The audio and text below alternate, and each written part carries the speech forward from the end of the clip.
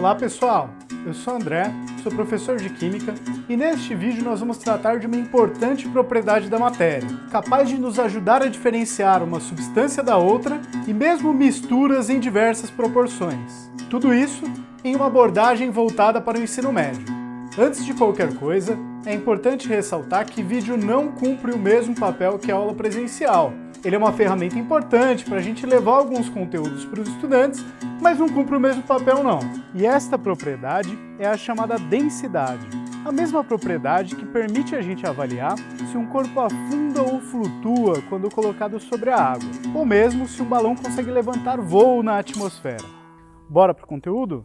Bom, e para pensar um pouco nas propriedades fundamentais, muito importantes para o nosso estudo da química, vale a pena a gente pensar um pouco no que a química estuda, ao que essa ciência é dedicada. A química é uma ciência que estuda a composição, estrutura e propriedades da matéria, as mudanças sofridas pela matéria durante as reações químicas e a sua relação com a energia. Cabe então a gente se perguntar um pouco, se eu pego umas barras ali de metal, daqueles de construção, isso daqui é matéria? Um copo com água também, é matéria? Ou então um gás, imagine que gás hélio, aquele que é utilizado para inflar aqueles balões que flutuam. A bexiga tudo bem, a gente não tem dúvida. Mas será que o conteúdo interno, esse gás, é matéria também? E a luz, através do qual a gente está vendo esses objetos todos? Ela pode ser considerada matéria? E a nossa compreensão de matéria que nós utilizaremos para o estudo da química é que matéria é tudo aquilo que possui a massa, aquilo que popularmente a gente costuma chamar de peso, mas a palavra peso tem outro significado nas ciências da natureza, especialmente na física, e que ocupa espaço, tem o que nós chamamos de volume. Deste modo, sem dúvida nenhuma, os vergalhões ali de ferro são matéria, têm massa e ocupam espaço. A água também, nós conseguimos medir quantos mililitros de água há em determinado recipiente. Além disso, para quem já se propôs a carregar aqueles galões de água de 20 litros, não ficou com dúvida nenhuma de que ele possui uma massa. Mas e o gás? Que ele ocupa o espaço, nós não temos dúvida nenhuma. Desde criança, quando a gente enche uma bexiga, a gente percebe esse espaço ocupado pelo gás. Mas e massa? Será que ele tem? Bom, em uma bexiga assim, uma pequena quantidade de gás, parece um pouco difícil de perceber essa massa. Mas se nós imaginamos aqueles cilindros de gás, que são encontrados em laboratórios, hospitais, ou mesmo na cozinha da nossa casa, fica mais fácil perceber que isso aqui tem massa também. E se você já trocou o botijão de gás da sua casa, você certamente percebeu que quando ele está cheião do combustível que a gente usa para cozinhar, ele fica bem mais pesado, com bem mais massa. Já por outro lado, quando ele está vazio, quase acabando, pronto para trocar, ele fica muito mais leve. Mas já a luz, por sua vez, não. Na verdade, não cumpre nenhum dos pré-requisitos. Nem tem massa e nem ocupa espaço. Portanto, a luz não é matéria. E já que a própria definição de matéria, que é aquilo que é prioritariamente estudado pela química, envolve a existência de massa e de volume, já dá para imaginar que essas propriedades têm uma importância grande no estudo da química. Mas além de medir massas e medir volumes, será que não pode ser interessante a gente pensar em alguma combinação dessas duas grandezas? E aí aparece a densidade. A densidade é uma grandeza que combina as propriedades massa e volume, aquelas duas que são fundamentais para algo ser considerado matéria, em uma única propriedade, que por sua vez será uma propriedade característica dos materiais e das substâncias. Eu consigo diferenciar muitos materiais e muitas substâncias através da comparação entre as suas densidades. Tá, mas se a densidade é uma combinação entre as propriedades massa e volume, cabe a gente se perguntar então como é que a gente faz, seja para medir a massa, seja para medir o volume. Bom, medidas de massa nós estamos acostumados a conhecer no nosso cotidiano. Cada vez que a gente vai a um supermercado ou a uma padaria, nós nos deparamos com medidas de massa. E conhecemos bem o tipo de instrumento utilizado para isso, que são as chamadas balanças, que vão apresentar formas, características e precisões diferentes a depender de qual é a aplicação. Desde as clássicas balanças de equilíbrio, balanças de pratos, onde nós conseguimos medir a massa de um determinado objeto em comparação com uma outra massa que a gente esteja utilizando como padrão, até as balanças digitais, que nós vemos com mais frequência nos supermercados e padarias, ou mesmo as suas versões mais poderosas, como as balanças de laboratório. Neste caso aqui, as chamadas balanças analíticas, que podem fazer medições com até 4 casas depois da vírgula na unidade grama, ou seja, até 1/10 de miligrama. As unidades de massa nós estamos acostumados com algumas delas, como por exemplo o grama ou o quilograma, ou até mesmo para quantidades maiores, eventualmente a gente ouve falar da tonelada, que corresponde na verdade a 1000 quilogramas. Só que além dos múltiplos e submúltiplos do grama, que a gente já está mais acostumado, existem também outras unidades de medida de massa, como por exemplo a libra, a onça e o arroba.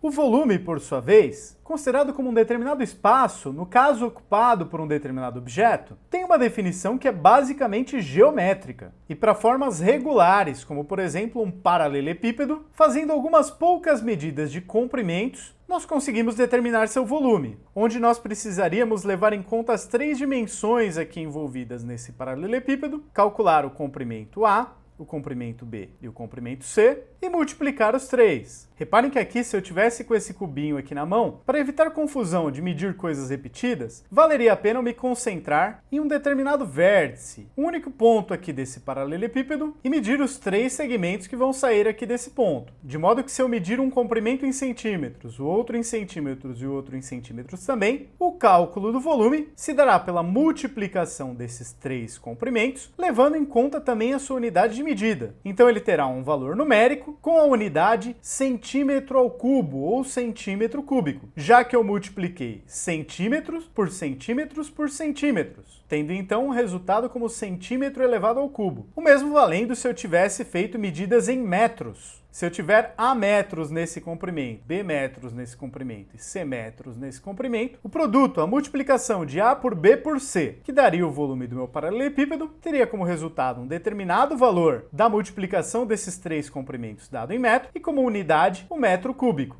Convém aqui a gente estabelecer uma relação entre algumas unidades de medida que nós já estamos mais acostumados. 1 centímetro cúbico é o volume contido em um cubinho de 1 centímetro por 1 centímetro por 1 centímetro e é equivalente a 1 mililitro, 1 ml. Mas e o litro? Será que ele pode ser relacionado com alguma coisa do tipo? Com certeza! 1 litro é o volume contido em um cubinho com arestas de 10 centímetros por 10 centímetros por 10 centímetros. 1 decímetro por 1 decímetro por 1 decímetro. Ou seja, 1 litro é 1 decímetro cúbico. Ou mesmo 1000 centímetros cúbicos. 1000 mililitros. Mas e o metro cúbico? Você se lembra de algum lugar onde ele é usado? Ele corresponde a 1000 litros. Por um acaso, você se lembra na sua casa de algum recipiente que tenha mais ou menos as dimensões de 1 metro por 1 metro por 1 metro? Mas além do paralelepípedo, que é mais simples da gente raciocinar, qualquer outra forma geométrica regular fica fácil da gente atribuir o volume. Seja uma esfera, um prisma, um cilindro, talvez envolva algumas continhas matemáticas a mais, mas a gente chega no volume. Tá, mas e como que a gente faria para medir o volume de um objeto bastante irregular, que a gente não consegue aplicar necessariamente nenhuma formulinha para encontrar o seu volume? Eureka! Parece que o Arquimedes já teve que lidar com algum problema do tipo em algum momento da história. E ele queria justamente medir o volume de um objeto para calcular a densidade e saber do que aquele objeto era feito. E uma possibilidade que a gente tem para fazer a medida do volume deste objeto irregular é mergulhá-lo em um determinado líquido, obviamente onde esse material não seja solúvel, pelo menos não durante o tempo do experimento, e verificar o quanto que varia o volume entre o líquido sem o objeto e o líquido com o objeto por meio de algum instrumento de medida de volume, como por exemplo, neste caso, um instrumento de laboratório que nós chamamos de proveta. E eu tenho aqui no canal o vídeo de um experimento, onde eu efetuo a medida de volume de corpos irregulares com esse mesmo procedimento, efetuo também sua medida de massa, para obter as informações necessárias ao cálculo da densidade de alguns metais. Se você quiser dar uma olhada lá, o link está aqui em cima. Neste momento, não se preocupe muito com as discussões ou conclusões apresentadas naquele vídeo. Se foque apenas na parte onde eu mostro as medidas feitas de massa e volume nesse experimento. E ao apresentar uma medida, é sempre importante apresentar também a sua unidade, e há formas corretas e incorretas de representar essa unidade. E como regra geral, só terão letra maiúscula aquelas unidades que vêm do nome de alguém, como por exemplo ampere, Kelvin, Joule, Pascal, dentre outros. E seja o grama ou mesmo o centímetro, não vem do nome de ninguém. então eles são apresentados com letra minúscula. A gente vai usar a letra minúscula também para os símbolos que representam os múltiplos e submúltiplos de uma unidade, menores do que 1 milhão, do que o mega. Assim, o K do quilograma, que são 1000 gramas, o M do mililitro, que é 1 milésimo do litro, vão ser representados com letras minúsculas também. A única exceção é o caso do litro, que apesar de também não vir do nome de ninguém, "Aô, seu litrão!", é representado com a letra L maiúscula. Isso para não confundir com o I maiúsculo e com o 1, especialmente em letras impressas ou datilografadas.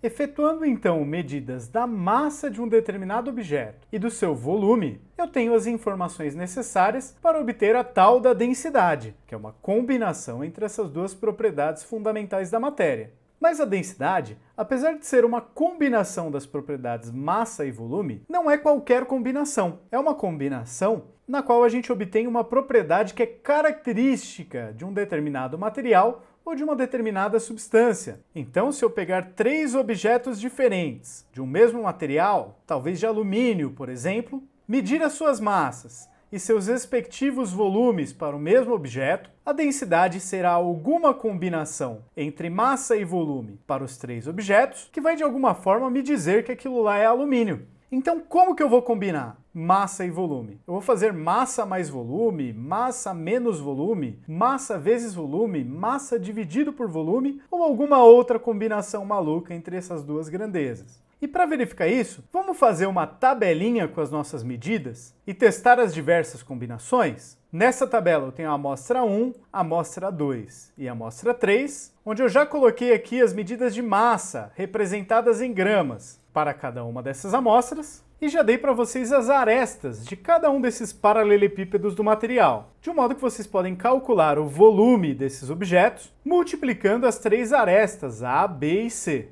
E como em qualquer conta que nós façamos com as medidas, nós devemos transportar também as unidades. Então, neste primeiro paralelepípedo aqui, nós teremos a multiplicação entre 2,3 centímetros, 0,8 centímetros e 1,1 centímetros, que vai ser igual a, seja lá qual for o resultado dessa multiplicação, 2,3 vezes 0,8 vezes 1,1, com a unidade de centímetro vezes centímetro vezes centímetro, que será, na verdade, centímetro ao cubo, centímetros cúbicos. Registrando aqui o resultado, que tem a unidade de centímetros cúbicos, para cada um dos 3 objetos, eu tenho a massa e tenho o volume desses objetos. E posso então testar cada uma das combinações, massa mais volume, massa menos volume, massa vezes volume ou massa dividido por volume. E aqui a gente já pode adiantar que tem algumas coisas meio estranhas. Qual seria a unidade de uma coisa que fosse a soma da massa com o volume?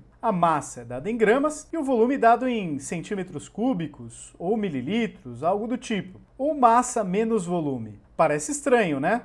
E isso traz para nós uma característica importante. Eu não posso nem somar e nem subtrair grandezas de significado diferente, como por exemplo, massa e volume. Já multiplicar e dividir não tem nada que impeça eu de fazer isso. Mas papel aceita tudo, né? Então nós podemos fazer a conta só para perceber o que acontece. Do número associado à massa, 5,5, e do número associado ao volume, chegar em um dado resultado numérico, que sabe-se lá que unidade essa desgrama poderia ter. Fazer o mesmo para a massa menos o volume, para a massa vezes o volume, agora sim com uma unidade que faz sentido. Você pega a massa em gramas e o volume em centímetros cúbicos, o resultado tem unidade grama vezes centímetro cúbico. Ou também com massa sobre volume, massa dividido por volume. Se eu pego algo em gramas e divido por algo em centímetros cúbicos, a minha unidade é gramas por centímetros cúbicos, ou gramas por mililitro, que é equivalente. Reparem que quando eu faço qualquer medida experimental, há sempre uma margem de erro associada aos meus instrumentos. Uma régua que mede só de 1 milímetro em 1 milímetro não pode me dar uma medida mais precisa do que isso. Uma balança que só detecte diferenças de massa de décimos de grama em décimos de grama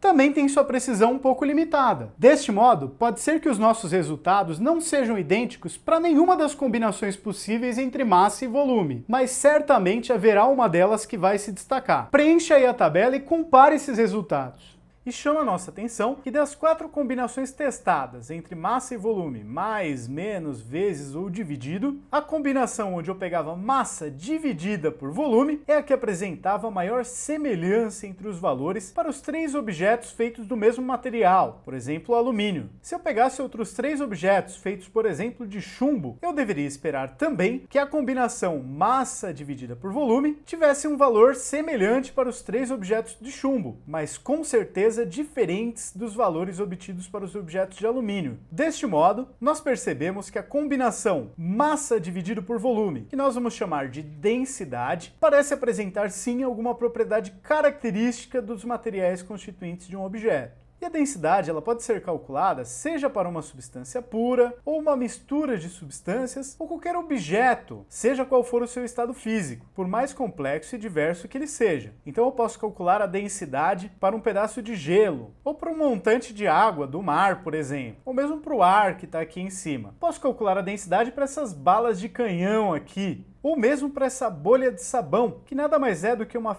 fina camada de água com sabão preenchida por ar, ou mesmo a densidade desse navio cargueiro por aqui. E a densidade é também uma propriedade importante para a gente prever quem afunda em quem, se eu tenho um líquido em conjunto com um sólido, ou esse líquido em conjunto com um outro líquido, evidentemente que eles sejam insolúveis entre si. Nessas composições de objetos diferentes, o objeto mais denso vai afundar e o objeto menos denso vai flutuar. No caso aqui do gelo, que é água sólida, na água, isso aqui representa um comportamento incomum da água, que é uma das poucas substâncias cujo estado sólido é menos denso do que o estado líquido. O gelo boia na água. Não há nenhuma dúvida de que uma bala de canhão tem mais massa, é mais pesada do que uma bolha de sabão. Só que mais do que isso, a bala de canhão também é mais densa do que a bolha de sabão. Comparando a bolha de sabão com o ar que está aqui fora, se ambos estiverem exatamente na mesma temperatura, eu devo esperar que a bolha de sabão é um pouquinho mais densa do que o ar aqui fora, já que além do ar, que ocupa o mesmo espaço aqui nela, nós temos um pouquinho de água líquida, que é mais densa do que o ar. Só que é possível que, como nós assopramos essa bolha de sabão para formá-la, nos primeiros instantes, o ar que esteja aqui dentro esteja a uma temperatura mais alta do que o ar exterior, então esteja menos denso, o que garante um voo um pouco mais suave para essa bolha de sabão. Esse navio cargueiro aqui, por sua vez, não há dúvida nenhuma de que ele é muito pesado, de que tem uma massa enorme, mas o oco do seu casco, repleto de ar, favorece que ele possa flutuar na água, já que o objeto como um todo, casco do navio, mais o ar dentro e mais a carga, é menos denso do que a água do mar. E para terminar aqui a nossa discussão sobre a densidade, vale a gente investigar do que depende essa propriedade. Quais fatores influenciam no seu valor? Em primeiro lugar, nós vamos tratar de uma substância pura, por exemplo, água pura.